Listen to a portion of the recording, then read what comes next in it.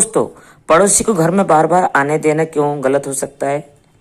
ये बात ध्यान से समझ लो। घर ईश्वर का दिया हुआ मंदिर है, जहाँ माता पिता रहते हैं, जहाँ बच्चे रहते हैं, जहाँ हमारी निजी बातें होती है, हमारी भावनाएं, हमारी इज्जत, हमारी कमजोरियां तक छुपी होती है। पर आजकल क्या हो रहा है, लोगों ने घर को बस स्टैंड बना दिया है। पड़ोसी आए जा रहे हैं, चाय पी रहे हैं, बैठ रहे हैं, झांक रहे हैं, सुन रहे हैं और सबसे मजेदार बात, हंसते हुए जा रहे हैं। याद रखना, पड़ोसी की नजदीकी से ज्यादा पड़ोसी की नजर खतरनाक होती है।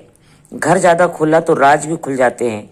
आजकल लोग सोचते हैं अरे पड़ोसी तो अपने परिवार जैसे है, लेकिन बेटा परिवार वो होता है जो तुम्हें गिरते देखकर संभाल ले।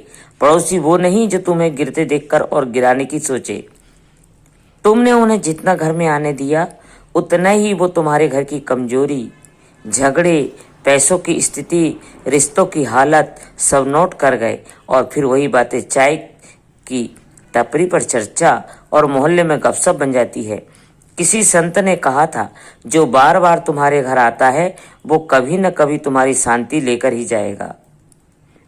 क्योंकि इंसान के अंदर अमीन है दूसरों की जिंदगी में ताक झाक करने की, तुलना करने की, जलने की। वो तुम्हारे घर में घुसकर देखता है कितने पैसे हैं, कितने गहने हैं, कौन किससे झगड़ रहा है, किसका बच्चा कमजोर है, कौन किससे बात नहीं करता। फिर वही अरे मैं तो बता रहा हूँ, मैंने अपनी आंखों से देखा है बनकर मोहल्ले में फैलती है। घर में जितना आना जाना बढ़े उतना कम होना चाहिए। जो हर समय आता जाता है वो मर्यादा नहीं समझता। लड़कियों और भी बेटियां वाला घर हो तो याद रखो, जितने मुंह उतनी नजरें और जितनी नजरें उतनी टिप्पणी। आजकल पड़ोसी अंकल हेल्प नहीं करते, निरीक्षण करते हैं। जो घर में बिना पूछे कभी भी आ जाए वो दो बातें सिखाता है, या तो तुम्हारी मर्यादा कम है या मजेदार बात तो तुम्हारे घर में रोज घूमता है, वही बाहर सबसे ज्यादा तुम्हारी निंदा करता है।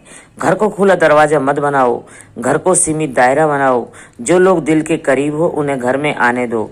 जो लोग सिर्फ दिमाग, पैसा, चीजें या चर्चा के लिए आते हो उनके लिए दरवाजा नहीं, बाहर की कुर्सी काफी है।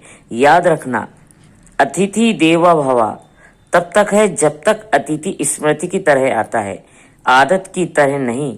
पड़ोसी अच्छा हो तो वरदान है, पर उसे घर की दहलीज से ऊपर चढ़ा दोगे तो वही वरदान विवाद बन जाता है। घर में प्रेम रखो पर घर की सीमा भी रखो। सम्मान वही टिकता है जहां दूरी और मर्यादा साथ रहती है।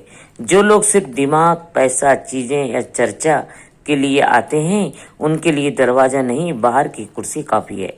शरीर के घाव पर मरहम लगाता है, वैसे ही मन के घाव को भी उपचार चाहिए। चौथा सिद्धांत, प्रार्थना और संगति। जब घर में रोज प्रभु का नाम लिया जाता है तो वह नाम ही धीरे धीरे भीतर की आग बुझा देता है।